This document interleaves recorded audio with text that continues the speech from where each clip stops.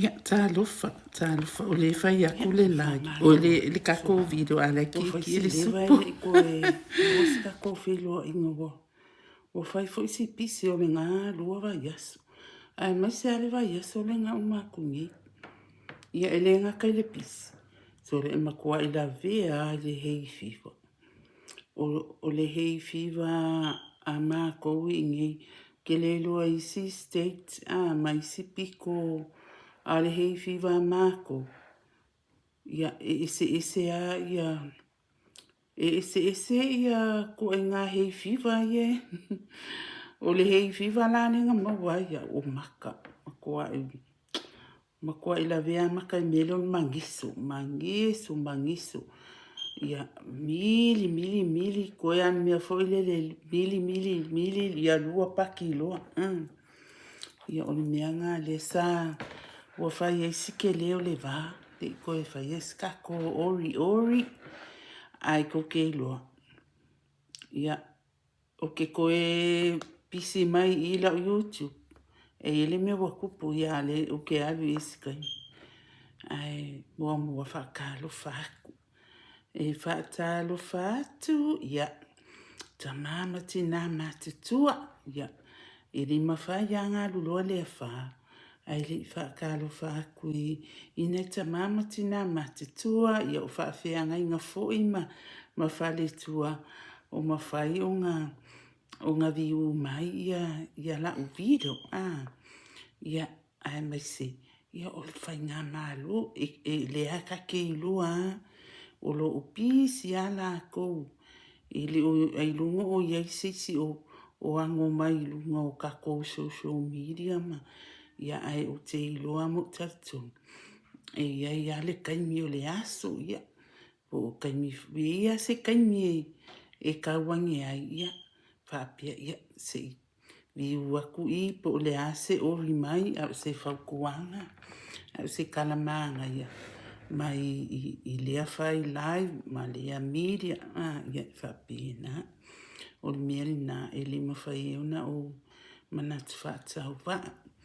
Ia lea wafionga i lea li i pandemia. Le susunga la auli o le mali e tua. Ia ai mai se o le fofonga whitalai. Ia o whale tua. Ai mai se le lao a tua o le panemingi. Ia o sui palimia. Ia sui fonga whitalai. Ia o toa fionga. Ia i le manatu whaatau wa ale a whai lo o tupa ia. Ma lo o tō mamalu. Ia o tō mamalu fo i mapa ia. O le a o le o lava ia. Ia ni te iwa sasi fo i se wha mataranga. Ia ona le matango fia le se wha fofonga mai. Ai o ke wha kālo wha ku fo i. I o ai lava o maua le awangoa i vi uma iai. Ia gea la u video. Ia wha fitai te le lava. Ia ai wale vanga o fia sau e whai se ori wa umi fo inga ko. Wa fo kusa o au le sa whai la umalafon. O le marathona au le ngāra. O le kulinga o watch hours. Wa i le kaiminka wa makai kau su e fo ipo wa ia inga. O le ia wakailo e kaunga follow ia. Kaunga follow ku la fongo. Ma competition sa le YouTube. I ke ua delete se channel asis. Ai ngai lolo e whaafe watch hours 1,000 subscribers. Ia o whaapea ola. O awele e mo ia o ke le lopo lale kausanga e o le a retailing i whaafe watch hours. Ai mai se 1,000 kasi le afe o subscribers. Ia o whaapelia. Ai, ia nunga winga lai whai ngō whinga maua ia subscribes. Ta. Ai, e whai asi o mauke ngō ai kua ia ngā maua watch hours. Ai ko ke loi me anku. Kusa o last week ngo ki kila kuai. Ko e pe uma ko e ivas furu watch hours. Ma walo le fa afe watch hours wa lesa. Me foi nga sa kama fa ia fa ima sa we faxing live.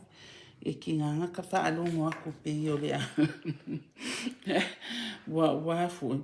Yeah, I needed to put me out there. Ya whakasi ngā ku ka ika ia e fu ika ko o le mea iele loko ia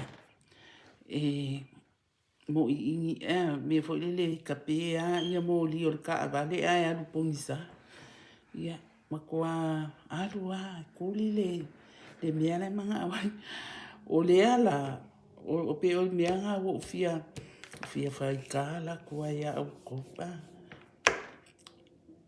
o le wo ko e sa uloa pea o le aso ko ngai o la ko ai lunga wo fiu e su ia watch hours what disappear ale ala wo waifu wa over watch hours la wa reach watch hours ai le afale afele o subscribers yo mai mau ko anga watch hours ai ko ke loko o ke le kiva apai ia le fo la ko e kuli fo ko e fai fo inisi videos ma kuli ia watch hours se fafi ko ngoi ko e o ku watch hours nga fafi ai I mai lo ma le vea wa ko le afi subscribers ia I pe o se oringa e wi ai na o fa no atili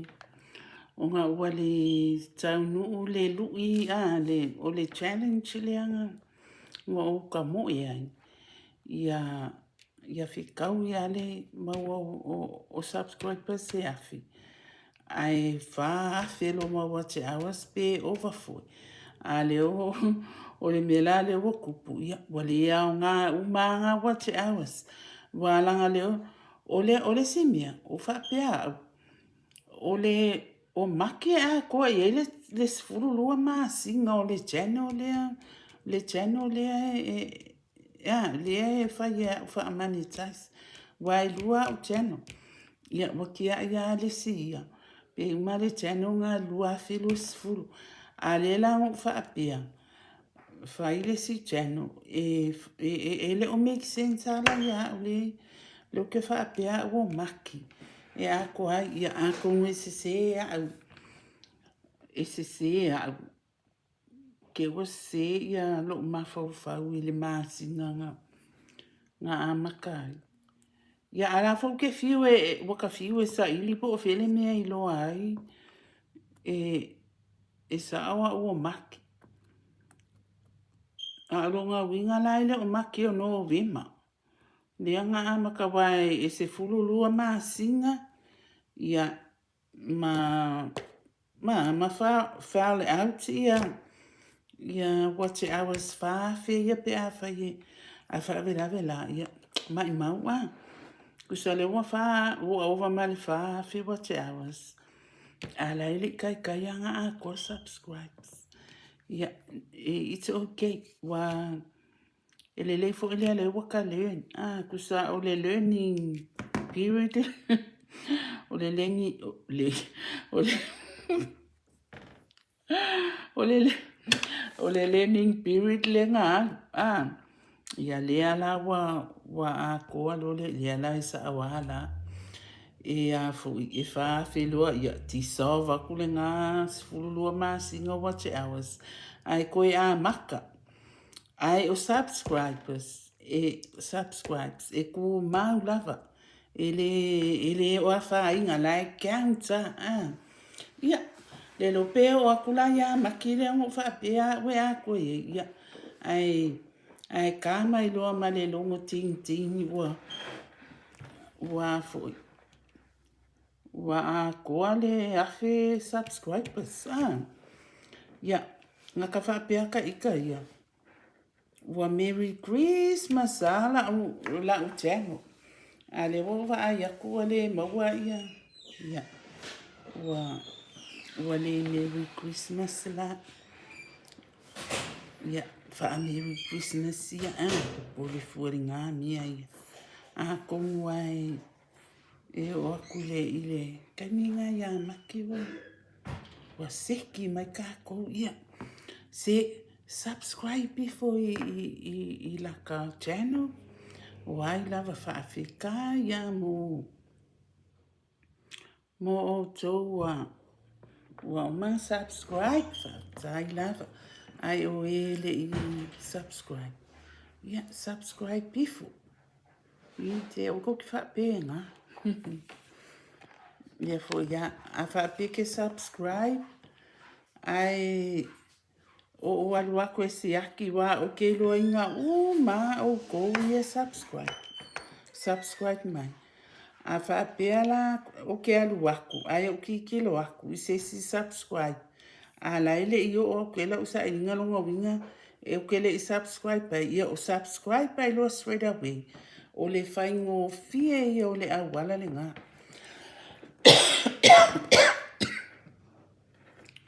whaingo fie ia o le awala le ngā ia ko wale lofa fo wa kamakua fo ia o le kele o le ngaluenga le alu loka alu solo ai o se awala whaingo fie ngā e kake loa kua i se o la kake le i subscribe pi ai ia o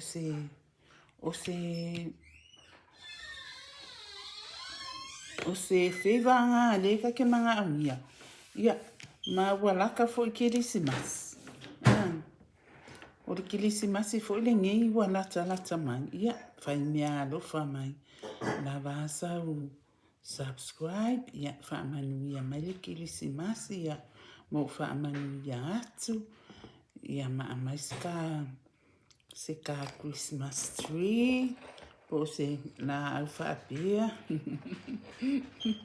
ia wala vane ngā ia ngā paunga se mea ngō fia nga o le sa fai le kuka ni ke ua mo mai le ulo la le a le fai le kuka le fai le supo ia ai se supo e uia nga veve na manga ia me o fai supo ia o se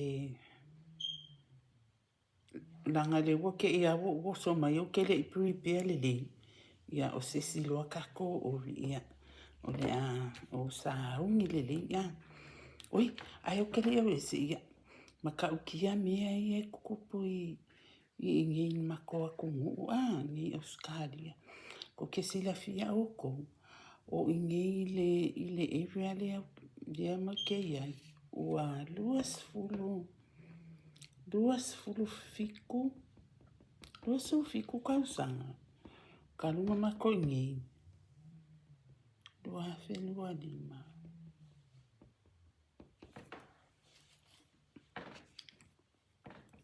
luas fulu ongo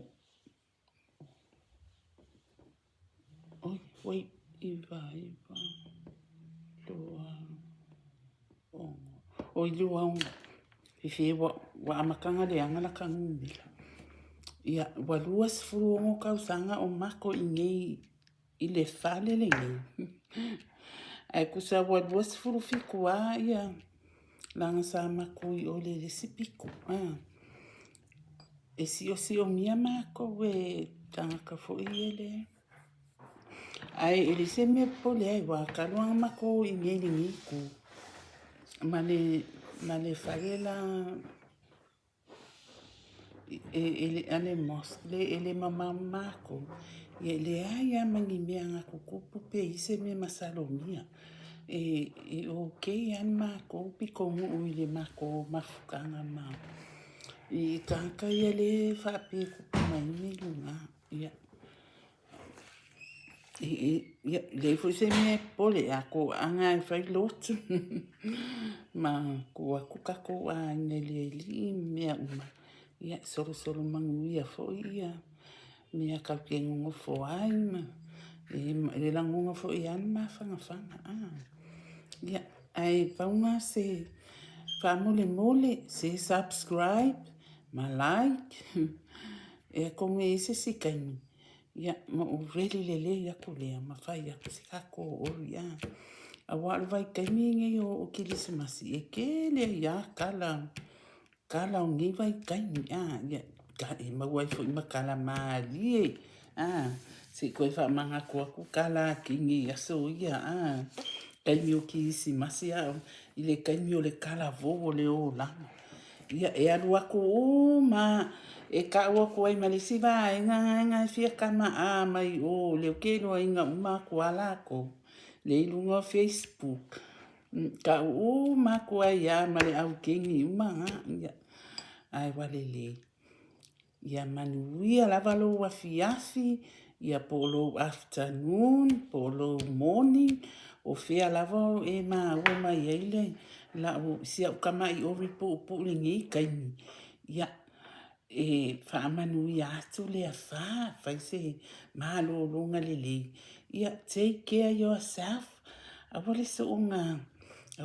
unga ka mafai i mea le mo le kingo ia ki palo lo ia lauta mafai i mea tau sani le ia healthy ia ma e ola fia ai ia ma uni ele mafukanga ma ngai whangau ia pa akako mai foi ia o hio le aki ngā inga foi ia o ngai akako whangau foi o le akuku mai ia e mo ia le lako ngā luenga ni ngā ia o kako foi ia kako whai foi ma lea lolofa ia o se upuna o lea se wha matalanga lia wha ili ulungu maa lia i lau wha afufunga ia pe wha ali maanga ia koe lafo mai upo lea wha ia tea ia o tatu tamai ori na alo wha atu subscribe like comment and share bye. Ui, ia, e vela loa ma le supo. Ia, koe ala whaata li loa e koe kiki. Nanga ma mai koe inga, ia. Whai loa le mea ai o le afiafi, ia nga le supo a ma le whalaua. Ia, okay. Mai o lau supo pofi. O le leito, o le pancake. Ia, ma fasi pofi. Ele cosa se fulo li fasipo. E vai. Tá, vou falar kikini. Vou falar que ele ande supo.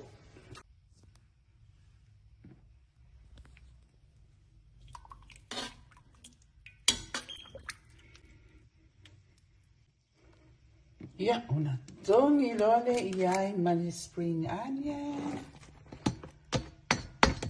What is a car spring onion? Vai. Manitais lole le manitais lole cans le canitai.